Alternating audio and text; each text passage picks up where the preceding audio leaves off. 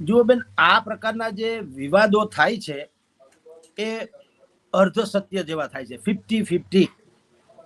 કે તો પછી એવું થશે ભવિષ્યમાં, તમે જુઓ કોઈ પણ સમાજ ક્યારે પ્રશંસા જ્યારે કોઈની મીડિયા દ્વારા કરવામાં આવે કે લોક સાહિત્યકાર કે કલા કે ફિલ્મ દ્વારા પણ કોઈ પણ સમાજની પ્રશંસા સરાહના કરવામાં આવે, દાખલા તરીકે, ત્યારે ક્યારેય સાંભળ્યું છે કે એ લાગણી જે છે એ એકદમ ઉમળકાથી ઉભરાઈ ગઈ હોય ને એ કલાકારનું સન્માનથી માંડીને બીજું કઈ કરવામાં આવ્યું હોય કે ભાઈ તમે ખરેખર અમારા સમાજની સારી વાત કરી છે એટલે તમને ધન્ય હો, એવું પ્રેસ નોટે નથી આવતી છાપામાં કે કશું જ નથી આવતું. એટલે લાગણી કેવળ દુભાવવા માટે રિઝર્વ હોય ને એવું લાગે છે. પેલી વાત તો એ. બીજી વાત, રાજબા ગઢવીએ જે કીધું એમાં કોઈ કાસ્ટનું નામ લીધું નથી, ખાલી પ્રદેશનું નામ લીધું છે કે ડાંગ આહવા જેવા જે વિસ્તારો છે ત્યાં એમ કે લૂંટી લેવામાં આવે છે એવું કે છે.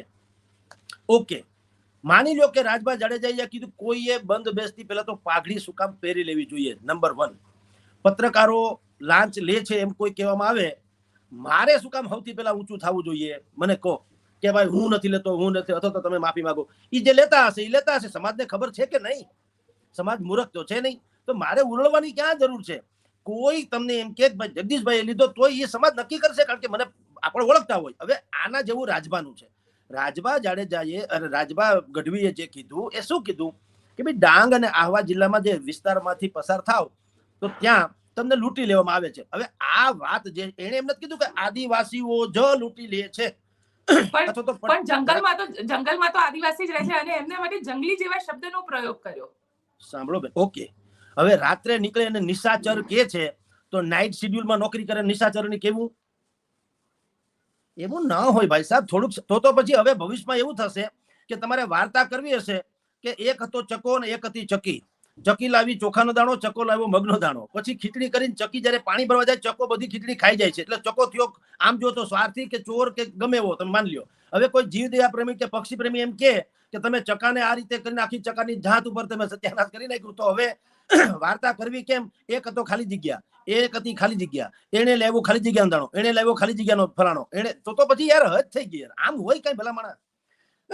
આજ ગઢવીઓ, ચારણો, આજ લોક સાહિત્ય કલાકારો એ જે તે સમાજની ઉજ્જવળ બાજુઓ રજૂ કરવામાં, એના સિવાય કોનો ફાળો છે મને તમે કયો?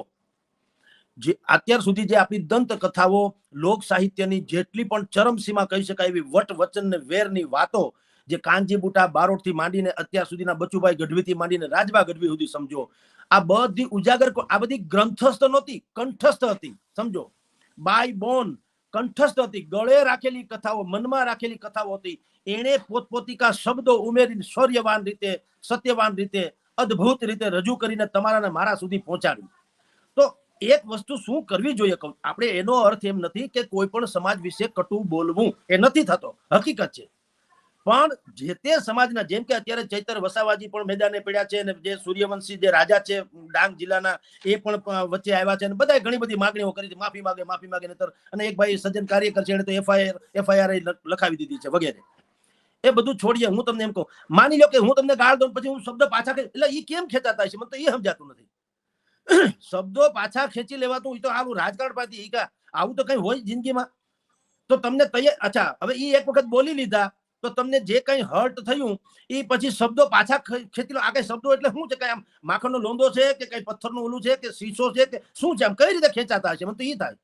ભલા માણસ, મોટા માણસોએ શું કરવું જોઈએ કે ભાઈ રાજબા જાડેજા, રાજબા ગઢવીએ જે વાત કરી છે એનાથી અમારી આખી આદિવાસી કોમને એમ લાગે છે કે અમારા વતી કરી છે, એટલે રાજબા સ્પષ્ટીકરણ કરે કે એને જે વાત કરી છે, યા તો એનું એકાદ બે ઉદાહરણ આપે. દાખલા તરીકે આમાં સ્પષ્ટતા આમ થાય કે ભાઈ રાજબા ગઢવી યા તો એક બે એવા ઉદાહરણો આપે જેને કારણે ખબર પડે કે ડાંગ આહવા જિલ્લાના ફલાણા ફલાણા રાજમાર્ગ ઉપરથી ઢીકણા ભાઈ કે ફલાણા ભાઈ પ્રગટ ત્યાંથી પસાર થતા હતા, એને લૂંટી લેવામાં આવ્યું, કોઈ છાપામાં આવ્યું, મીડિયામાં આવ્યું કે હોય તો અમને એ તો પ્રસ્તુત કરે, નંબર 1. નંબર 2, ચોર, ગુંડો, અપરાધી, રેપિસ્ટ કે ફલાણું કે બદમાશ કે અસામાજિક, એની કોઈ જ્ઞાતિ હોતી નથી ભલામણ. એની કોઈ જ્ઞાતિ હોઈ શકે? રાવણ તો બ્રાહ્મણ હતો, એનું કલંક જ એવું છે, દર વર્ષે બાળીએ છીએ આપણે, તો એટલે હું બ્રાહ્મણ સમાજનું અપમાન થઈ જાય? એટલે ભાઈ રાવણ હતો એટલે માર્યો છે, બ્રાહ્મણ હતો એટલે નથી માર્યો, સમજી લો. સબરી તો ભીલ હતી, આદિવાસી, પણ તમે જુઓ બધા એને માની દ્રષ્ટિએ જુઓ છે ને. રામ સ્વયં એને ત્યાં બોર ખાવા આવ્યા, તો જ્ઞાતિ કોઈ દિવસ કોઈ વર્ગ ઓલામાં હોય, વ્યક્તિત્વમાં કોઈ જ્ઞાતિ હોય. અબ્દુલ કલામ મુસલમાન કોઈ કે મુસલમાન છે? અબ્દુલ કલામ હોતા है, વાત થઈ ગઈ પૂરી.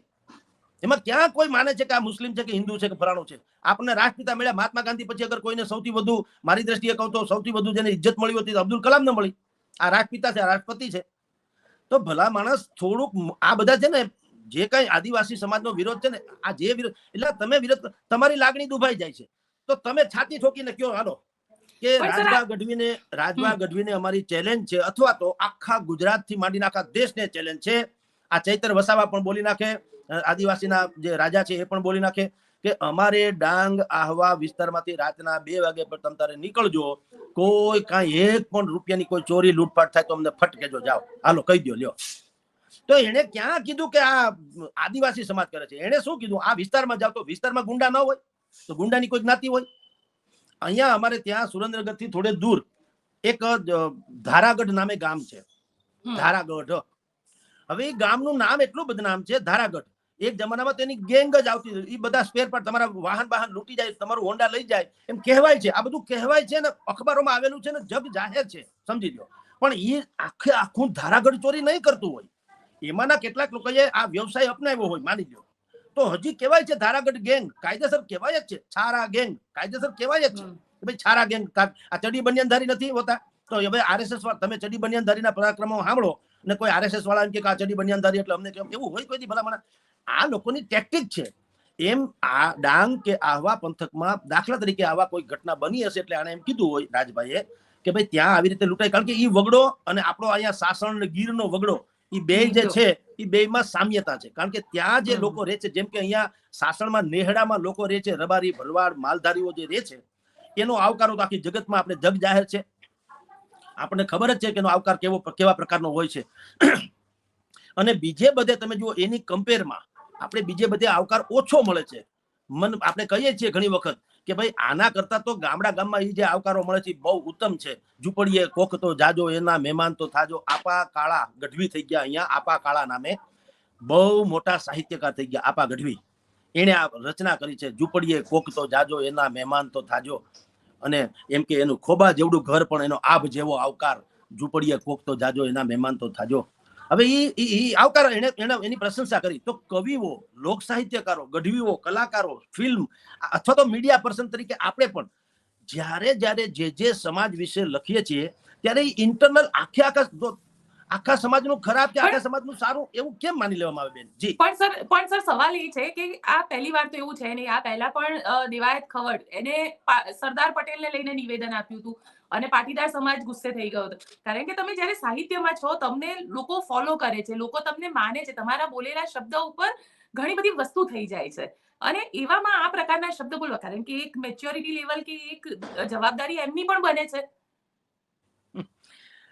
આ અત્યારે સંજોગોના પાલોમાં છે બધું. તમે દોષ દરિયાને ન દેજો.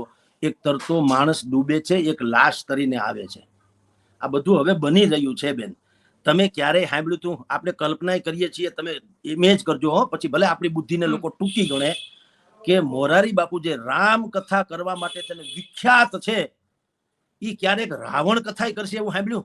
આ તો કેવું, જો રાવણ મહાપ્રતાપી છે એ તો છે, એમાં પાછું ના નથી કેતા, એમ 50 પાછું આપણી ઉપર હોવા ન થાય. હું એમ કઉ છું કે એનામાં જે સદગુણ હતા જેટલા પણ માની લો, પણ એની દુર્ગુણોને કારણે એના સદગુણો દબાઈ ગયા. અને એક વિલન તરીકે આપણે હજારો વર્ષથી આપણા સાહિત્યમાં એટલે કે ગ્રંથોમાં છે, ફિલ્મની સ્ટોરીમાં તમે જો વિલનને તમે આવી રીતે જ બતાવવામાં આવે છે. ચોક્કસ જગ્યાએ મોટા ડુંગરામાં કે ક્યાંક એવી રીતે મહેલમાં ને એ શું છે, પાત્રાંકન જે કરવામાં આવે છે, ચિત્રાંકન કરવામાં આવે શું છે, એમ કે એ રાવણ છે ને અહીંયા બધા તમે જો રામ, સીતા, લક્ષ્મણ એના જેવા પાત્રો હોય, એના બેન દીકરીને કોઈ પકડી જાય પછી છોડાવવા માટે હુમલા કરીને માંડ છોડાવે વગેરે વગેરે. તો આ બધું વર્ષોથી છે. રામ કથા માટે થઈને પ્રખ્યાત કે વિખ્યાત કહું છું ને પૂજનીય એવા મોરારી બાપુ, એ રાવણ કથા કોઈ દી કરશે એવું સાંભળ્યું કોઈ દી આપણે કલ્પના કરી શકીએ? જો સિમ્પલી કરીએ તો પણ એને કરી ખરી અને લોકોએ સ્વીકારીએ ખરી કે ભાઈ હા આવું હોઈ શકે, ક્યાંક ક્યાંક રાવણની પૂજા થાય છે દક્ષિણમાં, એવું આપણે સાંભળ્યું છે. તો હવે આવું સમાજમાં થઈ રહ્યું છે કે તમારી લાગણી દુભાવવાની જે ઘટના છે ને, હું એમ કહું બે પક્ષ તાળી બે હાથે જ પડે. હું તમને તો જ ઠપકો આપી શકું જો હું તમારી સરાહના પણ કરતો હોઉં તો, સમજી લો. ટીકાનો એને જ અધિકાર છે જે આપણી પ્રશંસા પણ કરી શકતા હોય, સમજી લો. એને આપણો ટીકા અને ભૂલ, માણસ માત્ર ભૂલને પાત્ર. રાજભા ગઢવી એમ કીધું આમ આ જે ડાયરાનો અત્યારે જે વિવાદ ચાલે છે એને કીધું ક્યાંય પણ છાતી ઠોકીને કે આ કોઈ પણ હોય ગુંડા બધા છે નકરા આદિવાસી જ છે ભીલ જ છે અને હું મારા ઓલા ઉપર કાંઈ એવું તો કઈ એને કોઈ કથા કોઈનું નામ તો આપ્યું નથી. પણ તમે કહો તો અત્યારે શું કામ ઈ આમ જુઓ એનો મોબાઈલ સ્વિચ ઓફ છે, સ્વાભાવિક છે. આમાંથી બધા જ લોકો પસાર થયા હોય મીડિયામાં જેટલા આવતા હોય એટલા. શું કામ? એક સાથે હજારો લોકો તમને ફોન કરવા માંડે તો કરવું શું? ઓબ્વિયસલી એને ફોન સ્વિચ ઓફ જ કરવો પડે, કારણ કે ફોન સ્વિચ ઓન કરે એટલે હજારો લોકો મંડે ફોન કરવા. તમે કેટલાકને જવાબ આપો અને કોઈ સાંભળવાનું તો છે નહીં. બીજું સોશિયલ મીડિયા જેવું છે, ગાળાગાળી માફી હાહાકાર હોય એ બધું કરે તો દરેક માણસને એક પરિવાર હોય છે, કુટુંબમાં રહેતો હોય, કોઈ પ્રસંગમાં હોય, કોઈ બીજા કાર્યક્રમમાં હોય, તો આ બધાની શું સમજવું મને કયો, એટલે ઓબ્વિયસલી ફોન બંધ કરી નાખે. પણ પેલી વાત તો ઈ કે ભૂલ થઈ હોય તો ક્ષમા યાચવામાં લેશ માત્ર નાનપ નથી હોતી, લેશ માત્ર નહીં. આપણાથી બી ભૂલ બોલવામાં ક્યારેક થઈ જાય, જે વસ્તુ આપણે કલ્પનામાં ન હોય એવું પણ ક્યારેક થઈ જાય ને એને પછી અત્યારે અપરાધ ગણવામાં આવે. એક સમયે એક કાસ્ટ ઉપર મેં ગાંધીજી દ્વારા પ્રાયોજિત શબ્દ વાપર્યો તો મને હાહાકાર મચી ગયો. મને કીધું કે ભાઈ તમારા આ શબ્દ વપરાય જ કેમ? મને તો એમ હતું કે બીજા બધા જે શબ્દ વાપરો એને કરતા પૂજ્ય ગાંધીજી રાષ્ટ્રપિતાએ જે વાપરો તો એ શબ્દ વાપરવામાં વાંધો શું? એટલે હું તો સારા એંગલ થી કઉ છું એમ કે ભાઈ આ તો પણ હાહાકાર મચી ગયો. તો પછી મને એ લોકોએ અમુક એમાં સમજણ વાળા હોય છે, બધા લોકો કેટલાક લોકો ગાળાગાળી કરી તો સમજ્યા, કેટલાક લોકો એને એમ કીધું સાહેબ બંધારણીય રીતે હવે આ શબ્દ પ્રયોજવામાં આવતો નથી. અને એની પાછળનું મેં એને તત્વ પૂછ્યું કે ભાઈ પ્રોબ્લેમ શું છે આમાં તમને વાંધો શું? તો એને મને જે પ્રોબ્લેમ બતાવ્યો એ બિલકુલ જેન્યુન હતો. એટલે મેં કીધું ઓકે હવે શું આનો રસ્તો? ક્ષમા યાચના, કોઈ ફરક નહીં. અલબત્ત આપણે ક્યાં એને સમજતું હેઠે એને તો આપણે ઉજાગર કરવા ગયા હતા, પણ આપણાથી માન્યો કે ઉજાગર કરવા એને એમ લાગ્યું કે બરાબર નથી તો વી આર વેરી સોરી. એમાં ક્યાં આપણે તો કોઈ દોસ્ત, આપણે કોઈ એનો ઇન્ટેન્સ તો ખરાબ હતો નહીં. એવી રીતે રાજભા ગઢવીએ પણ દાખલા તરીકે આ કેસમાં એવું કીધું હોત કે ભાઈ કોઈ પણ ભોગ વાત મારી સાચી જ છે અને એ બધા તીરકામટા વાળા ભીલ અને આદિવાસી છે, એ લૂંટી લે છે, તો 100% રાજભા જાડેજા રાજભા ગઢવી એ જે છે દોષિત ગણાય. એક તો એને ખાલી એરિયાનું નામ આપ્યું એટલે, અને એ એરિયામાં આ લોકો રહે છે, પણ એનો અર્થ એમ નથી કે ત્યાં ગુંડાઓને નો એન્ટ્રી છે. બહારની અમારે ત્યાં રાજકોટથી માંડીને બધે આજે તમે જે છાપામાં આપણે વાંચીએ છીએ તમે ચડી બનિયાન ધારી, તો એ ક્યાં પર્ટિક્યુલર કોઈ ગામના એવું નથી જે તે ગામમાં પકડાય ત્યાંના છે જ નહીં, પણ એને તો આવન જાવન તો થઈ શકે ને બધા ગામમાં. એટલે ત્યાં જે લોકો આ ગુંડાગીરી કરતા હશે કદાચિત છાપામાં આવતું હતું કે અહીંથી તમારે મધ્યપ્રદેશમાં જવું હોય તો વચમાં આ જે વિસ્તાર આવે ત્યાં લોકો લૂંટે, તો સંભવ છે કે અપરાધી લોકો આદિવાસીઓનો યા તો વેશભૂષા ધારણ કરતા હશે યા તીરકામઠા લેતા હશે, જેથી કરીને આદિવાસીમાં ખપી જાય. પણ એ આદિવાસી ન પણ હોય એવું બને, એ સંશોધનનો વિષય છે. અને મધ્યપ્રદેશ અને એ આહવા ડાંગની તમે પોલીસમાં જાઓ, આનું સાવ પરમ સત્ય તો શું થાય, ડાંગ આહવા જિલ્લાના પોલીસ મથકમાં જે નોંધાયેલા ગુનાઓ જે છે એની તપાસ કરો તો દૂધનું દૂધ ને પાણીનું પાણી થઈ જાય કે ચૈતરભાઈ વસાવા અને ભાઈ ડાંગના રાજવીઓ જે છે એ સાચા છે કે રાજભા ગઢવી સાચા છે. પોલીસ થાણામાં તો નોંધાયેલી જ વાતો હોય છે, રાઈટ? તો આનું એક તો સોલ્યુશન ઈ છે. બીજું સોલ્યુશન ઈ છે કે રાજભા ગઢવીએ કોઈ જ્ઞાતિનું નામ નથી લીધું, તેમ છતાં દાખલા તરીકે કોઈને દુભાણી લાગણી છે તો આને સ્પષ્ટીકરણ એવું કેવું જોઈએ કે ભાઈ તમે મારો આખો વિડીયો 10 વખત સાંભળો, એક નહીં. મેં વિસ્તારનું નામ આપ્યું છે, બરાબર છે, નહીં કે પર્ટિક્યુલર કોઈ કાસ્ટનું. તો તમે વિસ્તાર કરો, જે વિસ્તારમાં જે પ્રખ્યાત હોય એનું. તમે જામનગરની બાંધણી પ્રખ્યાત છે તો બીજા બધા ધંધા કાળા કરે છે. કચ્છમાં તમે જે છે ભરતકામ બહુ પ્રખ્યાત છે, બીજા બધા લોકો ચોરી ચપાટી કરે છે. એટલે એવું ના હોય ભાઈ સાહેબ. અહીંયા રાજકોટમાં અમારે છે ફાઉન્ડ્રી ઉદ્યોગ બહુ મોટો છે અને બોલ બેરિંગનો પણ ઉદ્યોગ છે, ઇમિટેશન જ્વેલરીનો ઉદ્યોગ છે. બીજા બધા શું કરે? આટા ડોટા કરે, કાળા ધોળા કરે. એમ માની લો તો ક્યાંથી હાલે? એટલે ચૈતર વસાવાથી માંડીને જે કોઈ લોકો કે છે ભાઈ રાજભા ગઢવીએ શું કીધું, વિસ્તારનું નામ કીધું કે આ વિસ્તારમાં આવું, અને એવું અખબારોમાં જોઈ લ્યો, ચોપડે ચડી લ્યો, ત્યાં પોલીસ થાણામાં તપાસ કરી લ્યો, આવું થયું છે કે નહીં, કરનાર કોણ હતા એ તપાસ કરી લ્યો. તો સવાલ એ છે કે લાગણી કેવળ ને કેવળ દુભાવવા માટે હોય એ ઉચિત નથી. પહેલી વાત, એને જ્યારે આ જ રાજભા ગઢવી છે જેણે માં સબરી ઉપર એવો સુંદર લોક ડાયરો કરેલો જે આજની તારીખે આઇકોનિક ગણાય છે. આજ રાજભા ગઢવી, હું એનો પ્રવક્તા નથી બેનો, આપણે જાણ ખાતર, બરાબર? મને રાજભા ગઢવીએ કે અમે પર્સનલી ક્યારે મળ્યા નથી આજ સુધીમાં, હું કે રાજભા કોઈ સામે નથી આવ્યા. બાય ફોન અમે એકબીજાને ઓળખીએ તો હું તો એને ઓળખું, મોટો કલાકાર છે એટલે એમાં કઈ ખામી નહીં, પણ એને મારું નામ સાંભળ્યું હોય કહેવાય છે પત્રકાર છે, બાકી અમે ક્યારેય મળ્યા નથી. એટલે કોઈ એમ ન મને કે રાજભા ગઢવી પ્રવક્તા છે, પણ હું તો તમને કહું કે મેં તો કલાકાર તરીકે સાંભળ્યા છે. આજ રાજભા ગઢવીએ બિરસા મુંડા વિશે પણ એટલી બહેતરીન લોકકથાની રીતે વાર્તા પ્રસ્તુત કરી કે જો એને ચૈતર વસાવાથી માંડીને અત્યારે જે વિરોધ કરવા નીકળી ગયા છે સાંભળે તો એને રાજભા ગઢવીનું સન્માન કરવું પડે. આપની જાણ ખાતર સબરીથી માંડ અબ્દુલ હમીર કરીને ત્યાં જે વિસ્તારમાં, ભલે આમ મુસ્લિમ નામ છે અબ્દુલ હમીર, પણ એ આદિવાસી વિસ્તારનો બહુ મહાન વ્યક્તિ થઈ ગયા છે. એના વિશે પણ રાજભા ગઢવીએ એવી વાત કરી છે કે જો એને સાંભળવામાં આવે તો ચૈતર વસાવાથી માંડીને જે અત્યારે વિરોધ કરી રહ્યા છે જે પણ લોકો, એને એમ થાય કે ના, કંઈક સમથિંગ ઇઝ રોંગ, આપણે અતિનું ગતિ થઈ ગયું એવું એને લાગે. તો સવાલ એ છે, આ કલાકારો જશે ક્યાં? તો પછી હવે એક જમાનામાં એક ગરીબ બ્રાહ્મણ હતો, જ્યાંથી વાર્તા શરૂ, સત્યનારાયણની કથા શરૂ ક્યાંથી થાય છે? એક ગરીબ બ્રાહ્મણ હતો. હાલો, હવે હું કહું છું કે હું ગરીબ નથી, હું રોટલા ખાતો છું, મારે હું એની સામે વિરોધ નોંધાવવો કે ભાઈ તમે આખી બ્રાહ્મણ જ્ઞાતિને ભિખારી જેવા ગરીબ જ માનો છો ને આમને? એટલે ભાઈ તો આખી દુનિયા આખી ઉલટી થઈ જશે. મહાત્મા ગાંધીએ કીધું હતું કે ઈંટ કા જવાબ અગર પથ્થર સે દોગે તો પૂરી દુનિયા ही खत्म हो जाएगी. એવું હા, જે गुस्ताखी जो गलती माफ है लेकिन आपकी दानत गलत नहीं होनी चाहिए. गलती माफ हो सकती है, कोई અને ગલતી થાય જ, બોલવામાં તો આડાવડું બોલાય જાય તો થાય ભાઈ સાહેબ, પણ અમારો ઈરાદો તમે જો, ઈરાદો શું છે? મોટું મન રાખીને રાજભાઈ માફી પણ માંગી લેવી જોઈએ. હા, માફી તો ઠીક, માંગવામાં કઈ ખોટું નથી. બાકી ભાઈ મેં એમ સાંભળ્યું છે કે અમુક આદિવાસી સમાજથી માંડીને કેટલાક નેતાઓએ મારી સામે એફઆઈઆર દાખલ કરી છે, એના કંઈક દુભાણા છે, પરંતુ મારો વિડીયો એને સાંભળી લેવાની છૂટ છે હજી હજારો વખત, કારણ કે તો સોશિયલ મીડિયામાં છે જ. તો એમાં મેં કોઈ પર્ટિક્યુલરલી કાસ્ટ, જ્ઞાતિ, જાતિ કે વર્ગની કોઈ વાત કરી નથી. કેવળ ને કેવળ એક પ્રકૃતિની વાત કરી છે, વિકૃતિની વાત કરી છે કે આ પ્રકારની સ્ટાઇલથી લૂંટી લેવામાં આવે છે. કોણ લૂંટી લે એમ નથી કીધું. તેમ છતાં જો કોઈને એમ લાગતું હોય કે અમારા વિશે કહેવામાં આવેલી વાતો છે, તો રાજભાઈએ કેવું જોઈએ કે ભાઈ તો હું સ્પષ્ટીકરણ કરું કે હું કોઈ પર્ટિક્યુલર જ્ઞાતિ, કાસ્ટ વિશે કહેતો જ નથી ભાઈ સાહેબ. તો મને તે દિવસે બોલતા નતું આવડતું, એમ કે તે દિવસે એ જ્ઞાતિનું નામ મને મોઢે નતું, એવું હોય? એવું તો હતું જ નહીં. એ તો ખબર જ હોય ને, તો બોલ્યો તે દિવસે જ ના બોલી ગયા ભીલ કે ફલાણા કે આદિવાસી, પણ એવું નથી. એને એમ કીધું કે ત્યાં એ પ્રકારની પેટર્ન છે કે તમારા કપડાં કાઢી લે લૂંટવાને બદલે, રાઈટ? ઓકે, પણ કોઈ પર્ટિક્યુલર જ્ઞાતિ કે કાસ્ટ તો છે નહીં. તો રાજભા ગઢવી આવું ખુલાસો કરે તોય ખોટું નથી, એમ કહું છું. એમાં કઈ નાનપ નથી, કારણ કે એક ગેરસમજ જે પેદા આમાં શું થાય છે. હવે ચૈતર વસાવાએ કીધું, પછી હું આપને કહું, ડાંગ આહવાના જે રાજા છે સાહેબ, ધર્મરાજસિંહ સૂર્યવંશીજી, હવે એને પણ આ બધું કીધું છે કે માફી માંગે, નહીં અમે આ રોડ ઉપર તો ભલામણા.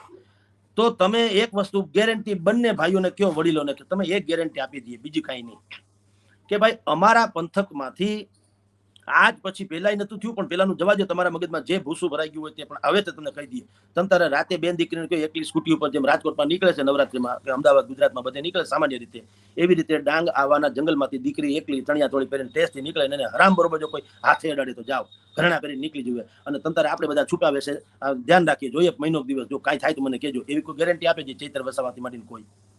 એટલે ભાઈ, અપરાધીની કોઈ જાતિ હોતી નથી, કોઈ વર્ગ હોતો નથી. અપરાધી હોતા હે. બ્રાહ્મણમાં મેં તમને કીધું એમ થાય છે ને, બધા અલગ દરેક પ્રકારના માણસો દરેક વખતમાં બધું થતું જ રહ્યું છે. ભલામણ ભગવાનની હાજરીમાં જો રાક્ષસો હતા તો અત્યારે તો આપણે તો હાવ પામર માણસો છીએ. ન હોય અપરાધી તત્વ.